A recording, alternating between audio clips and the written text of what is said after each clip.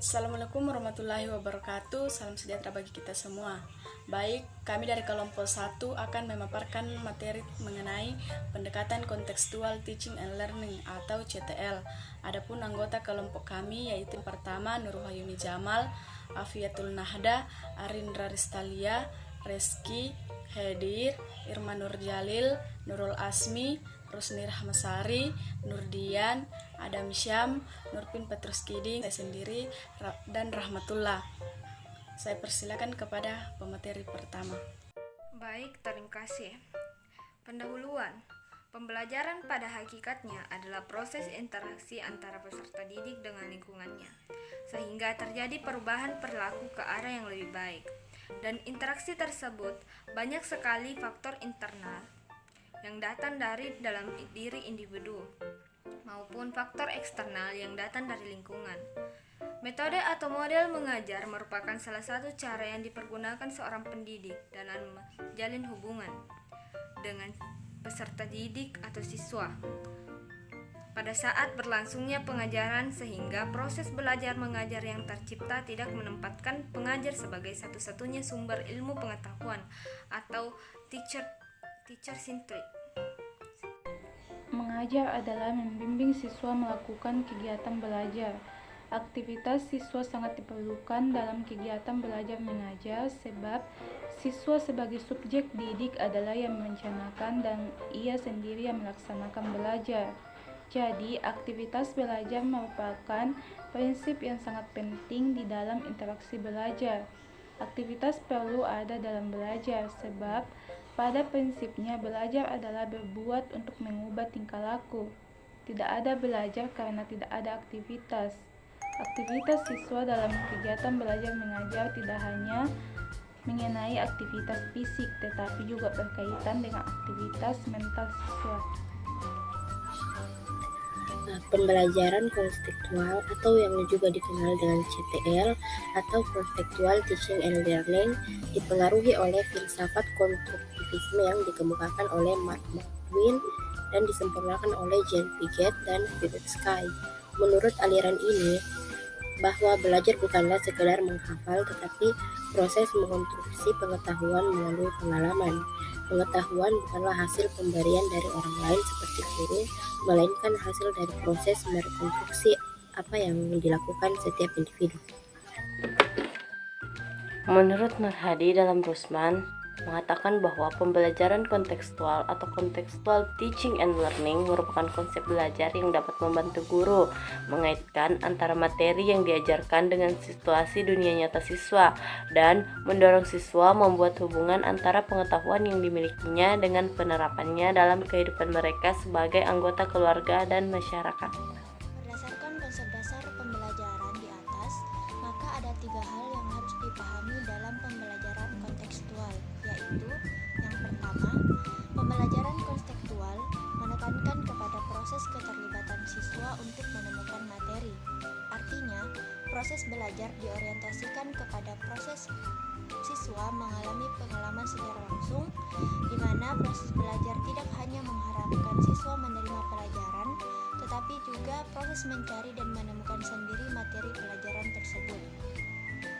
Yang kedua, pembelajaran kontekstual mendorong siswa dapat menemukan hubungan antara materi yang dipelajari dengan situasi kehidupan nyata. Artinya, siswa dituntut untuk dapat menangkap hubungan antara pengalaman belajar di sekolah dengan kehidupan nyata. Yang ketiga, pembelajaran kontekstual mendorong siswa dapat menerapkan dalam kehidupan. Artinya, siswa tidak hanya diharapkan dapat memahami materi yang dipelajarinya, akan tetapi paham bagaimana materi pelajaran itu dapat mewarnai perilakunya dalam kehidupan sehari-hari. Materi pelajaran tidak ditumpuk di otak dan kemudian dilupakan, akan tetapi sebagai bekal mereka dalam mengarungi kehidupan nyata. Hal ini diambil dari Hamroni tahun 2009 halaman 176 sampai 177. Pembelajaran CTL sebagai suatu pendekatan memiliki 7 asas atau komponen yang melandasi pelaksanaan proses pembelajaran. Yang pertama, konstruktivisme. Konstruktivisme adalah proses membangun atau menyusun pengetahuan baru dalam struktur kognitif siswa. Berdasarkan menurut konstruktivismenya, pengetahuan itu memang berasal dari luar, akan tetapi dikonstruksi dari dalam diri seseorang, menurut Sanjaya 2006. Muklis 2009 mengemukakan konstruktivisme adalah proses pembelajaran yang menekankan terbangunnya pemahaman sendiri secara aktif, kreatif, dan produktif, berdasarkan pengetahuan terdahulu dan dari pengalaman belajar yang bermakna. Nomor 2, menemukan atau inquiry. Komponen kedua dalam CTL adalah inquiry. Inquiry artinya proses pembelajaran didasarkan pada pencarian dan penemuan melalui proses berpikir. Secara umum, proses inquiry dapat dilakukan melalui beberapa langkah, yaitu merumuskan masalah, mengajukan hipotesa, mengumpulkan data, menguji hipotesis, dan membuat kesimpulan. Menemukan atau inquiry merupakan proses pembelajaran didasarkan pada pencarian dan penemuan kegiatan. Ini diawali dengan pengamatan terhadap fenomena, dilanjutkan dengan kegiatan-kegiatan bermakna untuk menghasilkan temuan yang diperoleh sendiri oleh siswa. Pengetahuan dan keterampilan yang diperoleh siswa tidak dari hasil mengingat seperangkat fakta, akan tetapi hasil menemukan sendiri dari fakta yang dihadapinya. Ketiga, bertanya. Menurut Sanjaya 2006, belajar pada hakikatnya adalah bertanya dan menjawab. Bertanya dapat dipandang sebagai refleksi dari keinginan tahuan setiap individu. Sedangkan menjawab pertanyaan mencerminkan kemampuan seseorang dalam berpikir. Mulyasa 2009 menyebutkan ada 6 keterampilan bertanya dalam kegiatan pembelajaran, yakni pertanyaan yang jelas dan singkat, memberi acuan, memusatkan perhatian, memberi giliran dan menyebarkan pertanyaan, pemberian kesempatan berpikir, dan pemberian tuntunan. Dalam pembelajaran melalui CTL, guru tidak menyampaikan informasi begitu saja, akan tetapi memancing agar siswa dapat menemukan sendiri. Masyarakat belajar atau learning community didasarkan pada pendapat Vygotsky bahwa pengetahuan dan pemahaman anak banyak dibentuk oleh komunikasi dengan orang lain. Permasalahan tidak mungkin dipecahkan sendirian tetapi membutuhkan bantuan orang lain. Konsep masyarakat belajar atau learning community dalam CTL, hasil pembelajaran diperoleh melalui kerjasama dengan orang lain, teman, antar kelompok, sumber lain, dan bukan hanya guru.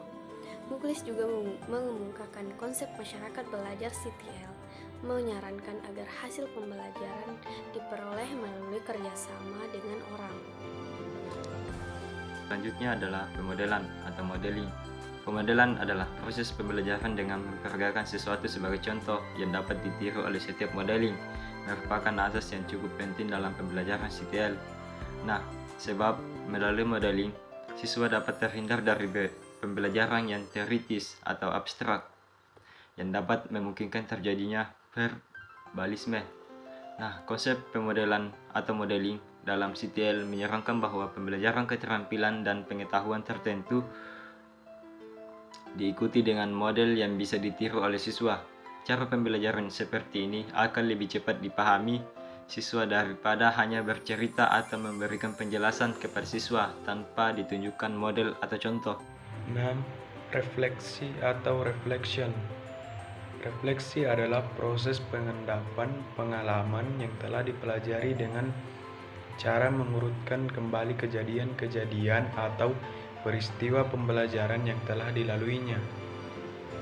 Dalam proses pembelajaran dengan CTL, setiap berakhir proses pembelajaran, guru memberikan kesempatan kepada siswa untuk merenung atau mengingat kembali apa yang telah dipelajarinya. Sanjaya 2006. 7. Penilaian nyata atau authentic assessment. Penilaian nyata adalah proses yang dilakukan guru untuk mengumpulkan informasi tentang perkembangan belajar yang dilakukan. Penilaian ini diperlukan untuk mengetahui apakah siswa benar-benar belajar atau tidak. Apakah pengalaman belajar siswa memiliki pengaruh yang positif terhadap perkembangan baik intelektual ataupun mental siswa. Pembelajaran CTL lebih menekankan pada proses belajar bukan sekedar pada hasil belajar. Sanjaya 2006. Langkah-langkah penerapan pembelajaran konstruktif di kelas sebagai berikut. Yang pertama, pengapikan pengetahuan yang sudah ada. Maksudnya adalah guru perlu mengetahui pengetahuan siswanya karena struktur-struktur pengetahuan awal yang sudah dimiliki siswa akan menjadi dasar untuk mempelajari informasi baru. Yang kedua, guru membiarkan siswa berpikir setelah mereka diberi beragam pertanyaan. Yang ketiga, usahakan siswa menemukan sebab-sebab terjadinya suatu peristiwa dan guru memberikan motivasi agar siswa memprediksi akibat-akibat dari peristiwa tersebut. Yang keempat, perluas belajar seputar jam pelajaran, ruang kelas, dan lingkungan sekolah. Yang kelima, tekankan kesadaran karir pada siswa, terutama yang berhubungan dengan sains dan teknologi.